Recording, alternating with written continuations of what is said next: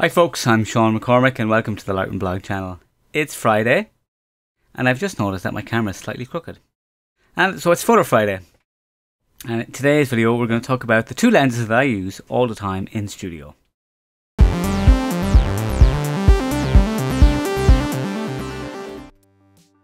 Hey folks, as well as the two lenses I'm talking about some stuff that's going on. So I have just updated both my RF60X and my RF60, and both of them will do high-speed sync with Fuji, which is really cool. So I do plan on doing a shoot with them and videoing that shoot at some stage for you shortly. I do use Godox as well, and the Cactus are really cool, and they were the first flash that did high-speed sync with Fuji, which was great, fabulous. And the other thing I'm trying to get going here is I'm trying to get going some overhead recording here using my phone as a camera. There's an app that has some clean video out that I'm trying to do. Doesn't seem to want to do it at the moment though, so I'm going to try and get that going, so that way if I'm doing unboxings and stuff like that, I can have the two going at the same time and going straight into ScreenFlow, because ScreenFlow lets me use the X-T2 as a webcam, and it will take an iOS device as well, so it's just capturing the screen from the iOS device. So that is what's going on there with me. In terms of what's coming up as well, I am going to do some stuff about, figure out where I put them.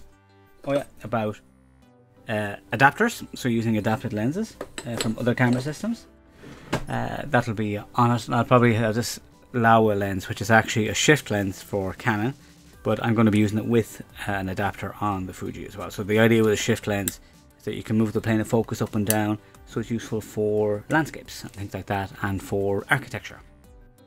So that's what's coming up. But in the meantime, I want to talk about the two lenses that I use the most in the studio. Now I'm a Fuji user, so I'm on a crop body. So for full lengths, I use the 35mm 1.4. Now I'm not using it at 1.4, I'm generally using it around f8. And sometimes I will try to go lower. In studio I use the ELC 500 Pro HDs. So that allows me to go down to 0.3, very low power. So I can actually shoot about f2.4 or thereabouts, f2.8 in the studio. So I can get some shallow depth of field in the studio, assuming the light's in close. If it's back further, obviously I can shoot lower. And that's without high-speed sync.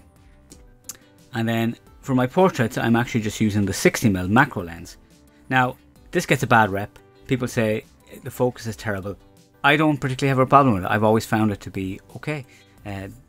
What I have found was that if you use it on a very tight focus, as in a very small spot, sometimes it will hunt. But if you use it slightly larger, it has no problem finding the face, and then face recognition kicks in and goes from there.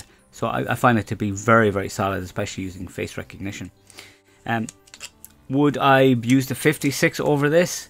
Any day of the week, but I don't own the 56, and I will at some stage in the future. It is on the long list of things to buy, but it is something I really want. But there's all small little bits that are helping me be more efficient here, like for instance having bought the Cam Link, setting up this kind of stand, the bits for that, the microphone. This is all stuff that makes the channel stuff much easier. So talking about what happens here, so this is a shoot that I did for a website. So as we can see here that I've gone between both of the lenses here, depending what I needed. So these are full length, so I've done full lengths in the studio. Now my studio is only 19 feet long, and then of course I have done some of the detail stuff using the macro lens. But also then, say for example for some hair stuff, here's some hair stuff that I've done recently for Sarah Mason. And this stuff was all done with the 60mm as the main lens. So in studio, I do tend to use the 35 for 3/4 and for full length, and then I'll use the 60 for tighter shots. Now I do have the 50-140, and I do really like that, using that as well. But sometimes I'm traveling really light, so I'm traveling with just the camera and two lenses, and that's what I'll take with me. Now I do take a third lens, and it's the 23, but it's on the actual camera there. I tend not to use it as much, preferring a 35. So when I'm in studio, those are my two preferred lenses. So why these two particular lenses?